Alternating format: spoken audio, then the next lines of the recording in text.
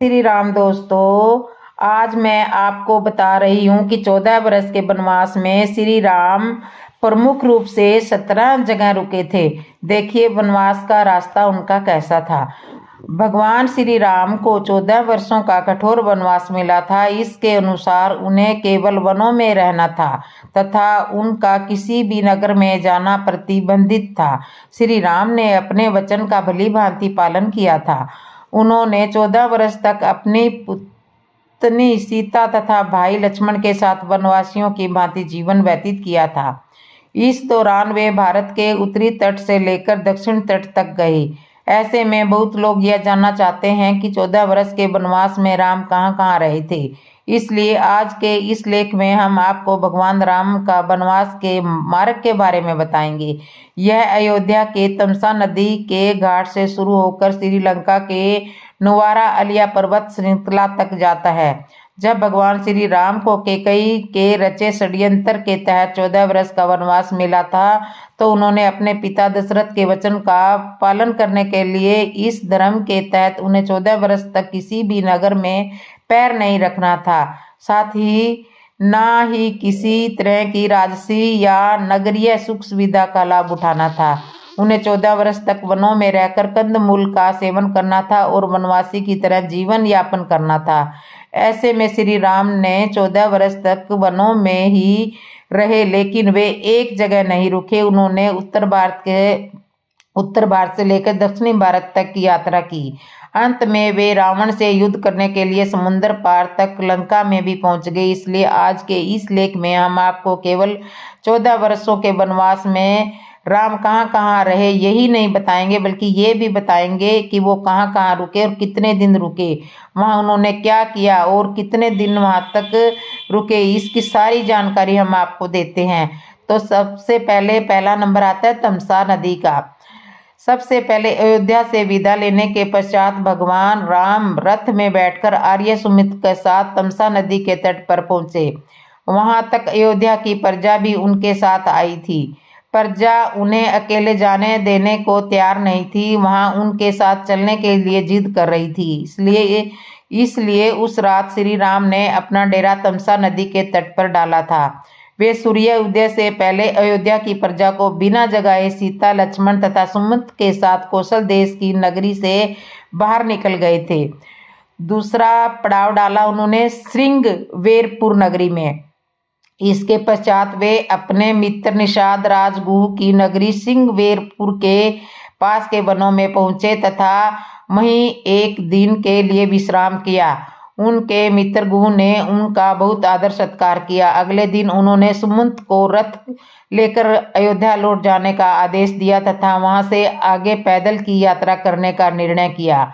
फिर उन्होंने केवट के सहारे गंगा नदी को पार किया तथा उस पार कुरई गांव में उतरे। तीसरा पड़ाव डाला उन्होंने प्रयाग में। श्री राम वनवास मार्ग का अगला पड़ाव प्रयागराज था। ऐसे में गंगा पार करके श्री राम माता सीता लक्ष्मण तथा निषाद राजगुह के साथ प्रयाग चले गए। वहां उन्होंने त्रिवेणी की सुंदरता को देखा तथा आगे मुनि भारद्वाज के आश्रम पहुंचे। यहाँ उन्होंने मुनि भारद्वाज से अपने रहने के लिए उत्तम स्थान पूछा, जिन्होंने यमुना पार चित्रकूट को उत्तम बताया। चित्रकूट इसके बाद श्री राम ने अपने मित्र निषाद राज को भी वहां से वापस अपनी नगरी लौट जाने का आदेश दिया। इसके बाद वे माता सीता व लक्ष्मण के साथ यमुना पार करके चित्रकूट चले गए। चित्रकूट पहुंचते ही उन्होंने वाल्मीकि आश्रम में उनसे भेंट की तथा गंगा की धारा मंदाकिनी नदी के किनारे अपनी झोंपड़ी बनाकर रहने लगे। वहीं पर उनका भरत से मिलन हुआ। जब भरत अयोध्या के राज परिवार सभी गुरुओं मंत्रियों के साथ श्री राम जी को वापस लेने के लिए पहुंचे थे, परंतु श्री राम ने वापस लौटने से मना कर दिया था। इसके कुछ समय बाद श्री राम चित्रकूट भी छोड़कर चले गए थे।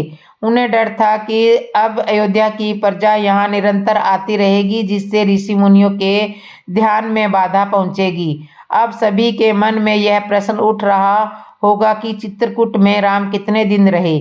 बहुत लोग आपको इसका उत्तर 10 से 12 वर्ष देंगे, जो कि गलत है। वह इसलिए क्योंकि भरत के जाने के कुछ समय बाद ही श्री राम ने चित्रकूट को छोड़ दिया था। ऐसे में वे चित्रकूट में कुछ महीने ही रहे थे और उसके बाद वहां से चले गए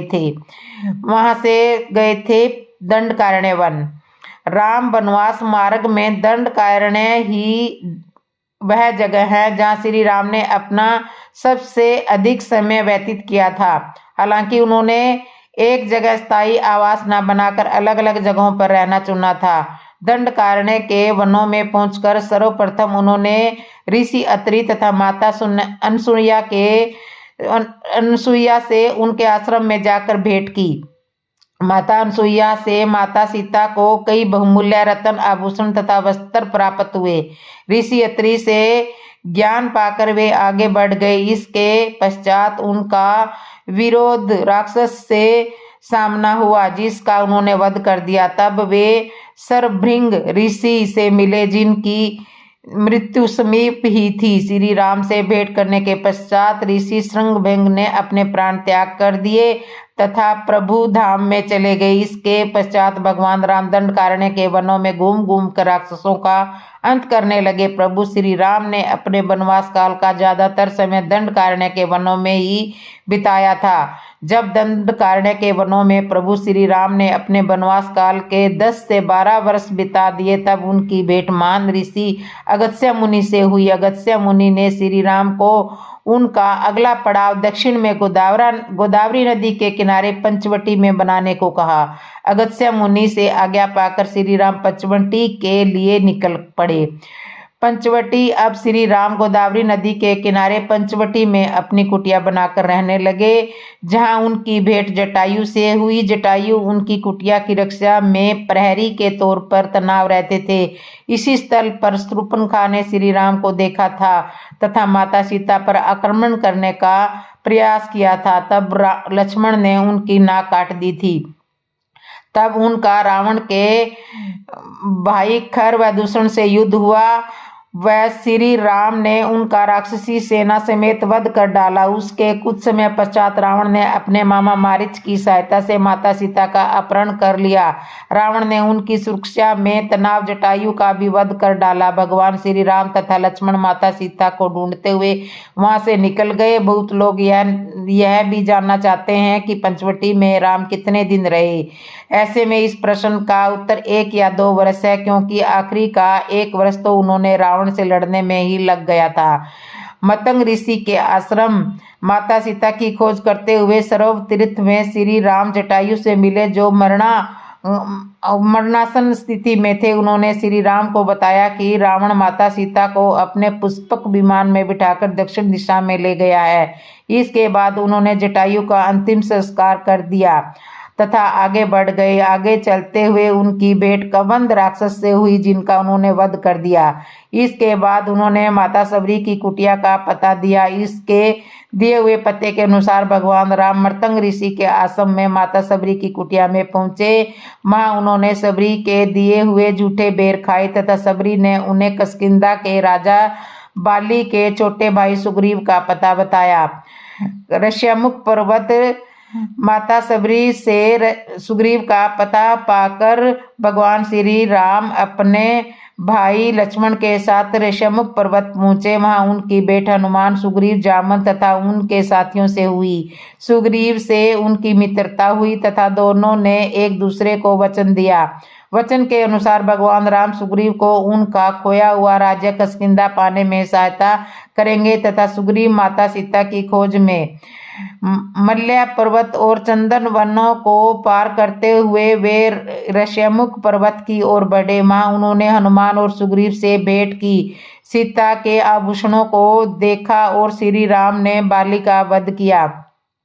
ऋष्यमुख पर्वत वाल्मीकि रामायण में वर्णित वानरों की राजधानी किष्किंधा के निकट स्थित था। ऋष्यमुख पर्वत तथा किष्किंधा नगर कर्नाटक के हम्पी जिला के बेलारी में स्थित है। पास की पहाड़ी को मतंग पर्वत माना जाता है। इसी पर्वत पर मतंग ऋषि का आश्रम था जो हनुमान जी के गुरु थे। प्रवसन गिरी पर्वत भगवान श्री राम के द्वारा बाली का वध हो चुका था तथा सुग्रीव को किष्किंधा का नया राजा नियुक्त कर दिया गया था। तब सुग्रीव ने माता सीता की खोज शुरू करने के लिए श्री राम से आज्ञा मांगी, लेकिन श्री राम ने मना कर दिया। वह इसलिए क्योंकि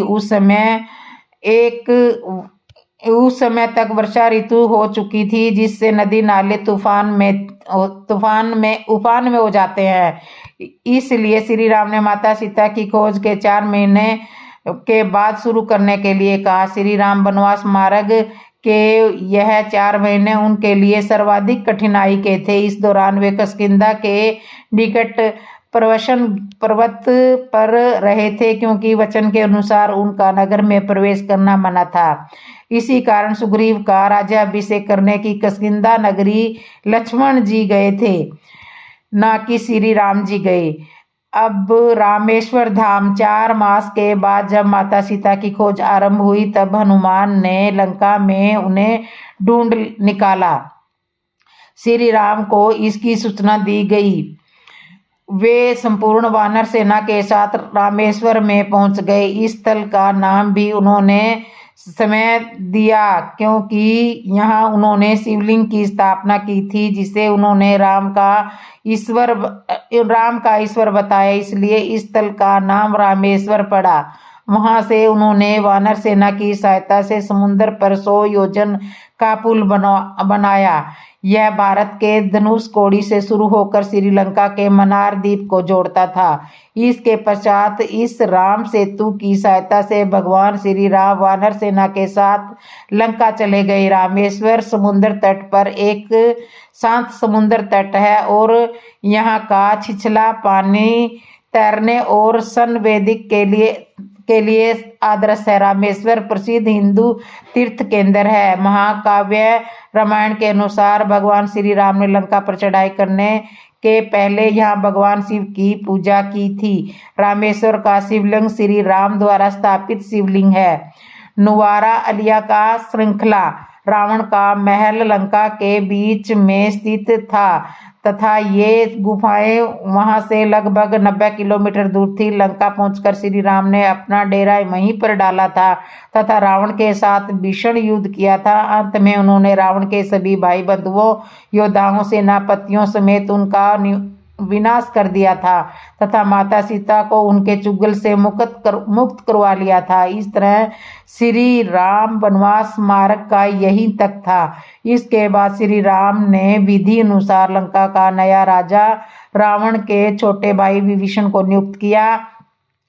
उसके बाद वे पुष्पक विमान में बैठकर अयोध्या के लिए निकल पड़े। बीच में वे भारद्वाज मुनि के आश्रम तथा अपने मित्र निषाद राज गुह से मिलने के लिए रुके थे। इस तरह से आज के इस लेख के माध्यम से आपने 14 वर्ष के वनवास में राम कहाँ कहाँ रहे इसके बारे में संपूर्ण जानकारी ले ली है। भारत सरकार के द्वारा राम को तैयार किया गया था और इसके लिए विभिन्न राज्य सरकारों का सहयोग भी लिया गया था। कुछ समय बाद भक्तगण भगवान श्री राम के इसी वनवास मार्ग की सुगम और आनंदमय यात्रा कर सकेंगे। सबरी का आश्रम त्रिभंग और कावेरी नदी को पार करते हुए राम और लक्ष्मण चले। सीता की खोज में जटायु और कमंद से मिलने के पश्चात वे ऋषमुख पर्वत पहुंचे। रास्ते में वे पंपा नदी के पास सबरी आश्रम भी गए, जो आजकल केरल में स्थित है। सबरी जाति से भिलनी थी और उनका नाम श्रीमणा था। पंपा तुंगभद्रा नदी का पुराना नाम है। इसी नदी के किनारे पर हम्पी बसा हुआ है। पौराणिक ग्रंथ रामायण में हम्पी का उल्लेख वानर राज्य किष्किंधा की राजधानी के तौर पर किया गया है। केरल का प्रसिद्ध सबरियम मंदिर तीर्थ इसी नदी के तट पर स्थित है। कोडी करई हनुमान और सुग्रीव से मिलने के बाद श्री राम ने वानर सेना का गठन किया और लंका की ओर चल पड़े। तमिलनाडु की एक लंबी तट रेखा है जो लगभग 1000 किलोमीटर तक विस्तृत है। कोडी करई समुद्र तट वेलाकनी के स्थित में है, जो पूर्व में बंगाल की खाड़ी और दक्षिण में पालक टेस्ट से घिरा हुआ है। यहाँ श्री राम की सेना ने पड़ाव डाला और श्री राम ने अपनी सेना को कोडी करई से एकत्रित कर विचार विमर्श किया, लेकिन राम की सेना ने उस स्थान पर सर्वेक्षण के बाद जाना कि यहाँ से समुद्र को पार नहीं किया जा सकता और यह स्थान पुल बनाने के लिए उचित नहीं है। तब श्री राम की सेना ने रामेश्वर की ओर कूच किया। धनुषकोडी वाल्मीकि के अनुसार 3 दिन की खोजबीन के बाद श्री राम ने रामेश्वर के आगे समुद्र में वह स्थान ढूंढ लिया जहां से आसानी से लंका में पहुंचा जा सकता था। उन्होंने नल और नील की मदद से उक्त स्थान पर लंका तक का पुनर्निर्माण पुल बनवाने का फैसला किया। धनुषकोडी भारत के तमिलनाडु राज्य से पूर्वी तट पर रामेश्वर द्वीप के दक्षिण किनारे पर स्थित एक गांव है। धनुषकोडी पंबन के दक्षिण पूर्व में स्थित है। धनुषकोडी श्रीलंका में तलमनार से करीब 18 किलोमीटर पश्चिम में। इसका नाम धनुषकोडी इसलिए है कि यहाँ से श्रीलंका तक वानर सेना के माध्यम से नल और नील ने जो पुल राम सेतु बनाया था उसका आकार धनुष के आकार जैसा था। इस पूरे इलाके को मन्नार समुद्री क्षेत्र के अंतर्गत माना जाता है। धनुषकोडी को ही भारत और श्रीलंका के बीच एकमात्र स्थलीय सीमा है जहाँ समुद्र नदी की गहराई जितना है इसमें कहीं कहीं भूमि नजर आती है। त्रिंगभद्रा, सरवतीर्थ और पर्णशाला के बाद श्री राम लक्ष्मण सीता की खोज में तुंगभद्रा और कावेरी नदी के क्षेत्र में पहुंच गए। तुंगभद्रा और कावेरी नदी क्षेत्रों में अनेक स्थानों पर वे सीता की खोज में गए। तो मारीच और खरदूषण के वध के बाद ही रावण ने सीता का हरण किया और जटायु का भी वध किया, जिसकी स्तुति नासिक से 56 किलोमीटर दूर ताकेड़ गांव में सरवतीर्थ नामक स्थान पर आज भी सुस्थित है। जटायु की मृत्यु सरवतीर्थ नाम के स्थान पर हुई जो नासिक जिले के इगतपुरी तहसील के ताकेड़ गांव में मौजूद है। इस स्थान को सरवतीर्थ इसलिए कहा जाता है क्योंकि यहीं पर मरणासन जटायु ने सीता के बारे में बताया था। राम जी ने यहाँ जटायु का अंतिम संस्कार करके पिता और जटायु का श्राद्ध अर्पण किया था। इस तीर्थ पर लक्ष्मण रेखा थी। तो पर्णशाला आंध्र प्रदेश में खम्मम जिले के भद्राचल में स्थित है। रामायण में से लगभग 1 घंटे की दूरी पर स्थित पर्णशाला या पनशाला भी कहते हैं। पर्णशाला गोदावरी नदी के तट पर स्थित है। मान्यता है कि यह वह स्थान है जहाँ से सीता जी का हरण हुआ था। हालांकि कुछ लोग जानते हैं कि इस स्थान पर रावण ने अपना विमान उतारा था। इस स्थल पर ही रावण ने सीता को पुष्पक विमान में बिठाया था, यानी सीता जी ने धरती यहाँ छोड़ी थी। इसी से वास्तविक हरण का स्थल माना जाता है। यहाँ पर राम सीता का प्राचीन मंदिर है। वीडियो पसंद आई हो तो दोस्तों लाइक, शेयर, कमेंट और सब्सक्राइब जरूर करना और कमेंट में जय श्री राम जरूर लिखना। और जिसने भी मेरे चैनल को सब्सक्राइब नहीं किया वो सब्सक्राइब करना, लाइक करना, कमेंट करना और बेल आइकन बटन तो जरूर दबा लेना। बोलो जय श्री राम।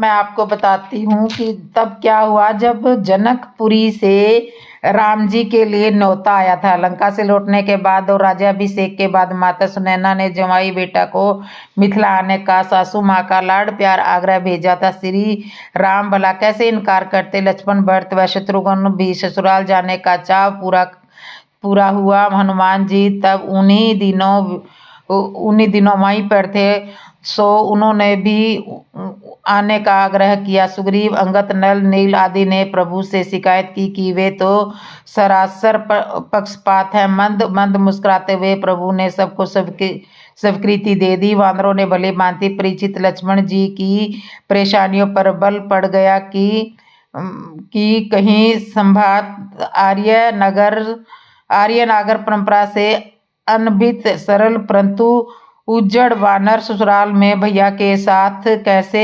रघुवंश को हमेशा के लिए हंसी का पात्र न बना दे। लक्ष्मण की इस बात को भली भांति परिचित थे कि उपनिषदजनक परंपरा के गंभीर राजाओं की श्रृंखला के बावजूद मिथिला वाले किसी की टांग खींचकर मजे लेने में कभी बाज नहीं आते और बुरा मानने पर कविताओं के माध्यम से सदियों तक ताना देने में समर्थ है। लेकिन भैया का आदेश टाल नहीं सकते थे, इसलिए उन्होंने सुग्रीव, हनुमान, अंगद, नल, नील आदि को नागर परंपराओं की ट्रेनिंग देना शुरू कर दिया और बाकी वानरों से कहा कि वे ठीक ठाक वैसा ही करे जैसा उनके यूथ पति कहे कैसे प्रणाम करना है, कैसे प्रणाम का उत्तर देना है, कैसे बैठना है, कैसे उठना है। विशेष समाहुक भोज के राजसी नियम कायदे क्या है। रास्ते भर में वे ट्रेनिंग देते हुए अयोध्या का यह अद्भुत सार्थ मिथिला पहुंचा। सुसंस्कृत क्रमकांडी वशिष्ठाचार्य अयोध्या के सम्राट श्रेष्ठी पौरयोजन श्रृंगभेर के सयामल निषाद सौराष्ट्र के आए रिक्स और दक्षिण के वानर शिवरात का दृश्य बहुत उपस्थित हो गया। मिथिला में जमाइयों व उनके मित्रों सहयोगियों का हार्दिक स्वागत हुआ। खाना पीना नृत्य संगीत उत्सव के भी श्री राम के लौटने के आग्रहों का ठुकराते हुए मिथिला के मनोहारों के बीच एक महीना कब बीत गया पता ही नहीं चला। अनासक्त राज ऋषि सिरध्वज को भी भाव भरे भारी मन से लौटने की अनुमति देनी पड़ी। विदाई पूर्ण संध्या पर भव्य समाहुक भोज का आयोजन हुआ। लक्ष्मण बहुत संतुष्ट थे। सब कुछ उनकी ट्रेनिंग व प्लान के हिसाब से चल रहा था। सब कुछ ठीक ठाक था। संध्या को भोज में सब पंक्ति में विराजे अपनी अपनी रुचि के अनुसार सामिक्स निरामिक्स व्यंजनों की लंबी तालिका थी और विशिष्ट व्यंजन के रूप में था कटहल।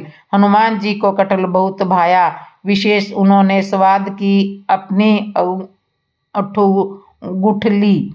हनुमान जी ने कटहल की गुठली निकालने को उंगलियों से दबा डाला और गुठली हवा में उड़ गई। हनुमान जी के दिमाग में कौंधा हो गया कि बेइज्जती हो गई और बेइज्जती को बचाने की खातिर वे गुठली को पकड़ने उछल पड़े। अंगद भी इधर उधर देखने लगे। सीनियर की छलांग को इशारा माना और उन्होंने भी कटहल को गुठली उठानी और उछल पड़े। और फिर क्या था, कटहल की गुठलियां हवा में उछलने लगी और उनके साथ ही साथ वानर भी। धीर गंभीर राम हंस पड़े। राम को हंसता देखकर उत्साहित हनुमान ने दूसरी गुठली उगचाई और फिर उछल पड़े। फिर क्या था, घमासान धमा चौकड़ी मच गई। अयोध्या वाले झेपे जा रहे थे और मिथिला वाले हंस हंस कर मजे ले रहे थे। लक्ष्मण फिर सिर पकड़कर बैठ गए और हनुमान जी ने पूरी मासूमियत से आकर पूछा, लक्ष्मण भैया हम सब ठीक ठाक कर रहे हैं ना। इस भोले से प्रश्न को सुनकर रोकते रोकते भी लक्ष्मण की हंसी छूट पड़ी। इधर कभी न देखी गई राम की उन्मत्त हंसी जारी थी। तो जय श्री राम। दोस्तों आपको बता देते हैं कि माता सीता रावण के यहाँ अशोक वाटिका में लंबे समय तक रह रही थी। यह बात सभी लोग जानते हैं। जब माता सीता भगवान श्री राम के पास जब वापस आए तो उस समय भगवान श्री राम राजा बन चुके थे। तो दोस्तों जब वो सीता माता रावण के यहाँ से लौट करके आई थी तो समाज में उल्टी सीधी बातें फैल रही थी। दोस्तों समझदारी के लिए केवल संकेत ही काफ़ी है। यहाँ पर भगवान श्री राम के पत्नी के कारण समाज में उल्टी सीधी बातें फैल रही थी। तो उस समय भगवान श्री राम का राज धर्म था कि वो प्रजा के लिए अपनी पत्नी का त्याग करें। क्योंकि दोस्तों आप साधारण व्यक्ति बनकर इन बातों को समझेंगे तो नहीं समझ पाएंगे। राम केवल सीता के पति नहीं बल्कि राम उस समय एक राजा थे और राजा का कर्तव्य होता है कि हमारी प्रजा संतुष्ट रहे। यदि प्रजा में कोई कानाफूसी चल रही है कि सीता तो गलत है तब श्री राम ने प्रजा की संतुष्टि के लिए माता सीता का त्याग कर दिया था। उस समय भगवान श्री राम ने एक राज धर्म निभाया था। दोस्तों आपको बता दें कि उस समय वो स्थिति थी कि उनको यह करना पड़ा। तो राम राम करके दोष नहीं जाता। राम सीता से दूर नहीं थे, केवल यह एक लीला मात्र ही थी। भगवान श्री राम को नियम का भी पालन करना था। आपको बता दें कि चाहे वो देवी देवता हो, चाहे वो आप और हम हो, नियम का हर किसी को पालन करना पड़ता है। तो आपको इस वीडियो के माध्यम से जान चुके होंगे कि भगवान श्री राम ने सीता का त्याग क्यों किया था। यह वीडियो आपको पसंद आई हो तो ज़रूर बताना कमेंट में। और माता सीता उस टाइम गर्भवती थी और गर्भवती अवस्था में माता सीता को जंगल में जाना पड़ा और वहाँ पे ऋषि की कुटिया में रहकर उन्होंने 2 बच्चों को जन्म दिया था जिनका नाम लव और कुश था। तो लव और कुश की परवरिश जो हुई थी वो वनवास में हुई थी, ऋषि महात्माओं की कुटियों में हुई थी। वहाँ पे ऋषि मुनियों की पत्नी थी, उनके बीच में लव और कुश का जन्म हुआ था और वह उनकी परवरिश भी हुई थी। बाद में लव और कुश ने रामायण का ज्ञान पाने के बाद रामायण कथा अयोध्या में आकर के गली गली में गाई। और जब राजा राम के अयोध्या महल के पास जब राम कथा गा रहे थे तो उनको ये आवाज़ आई, तो उन्होंने ये देखा कि राम कथा ये 2 बच्चे सुंदर बहुत गा रहे हैं, तो उन्होंने उन 2 बच्चों को बुलाया और राम कथा सुनी। तो वो जान गए कि ये कथा तो हमारे बारे में ही गाई जा रही है।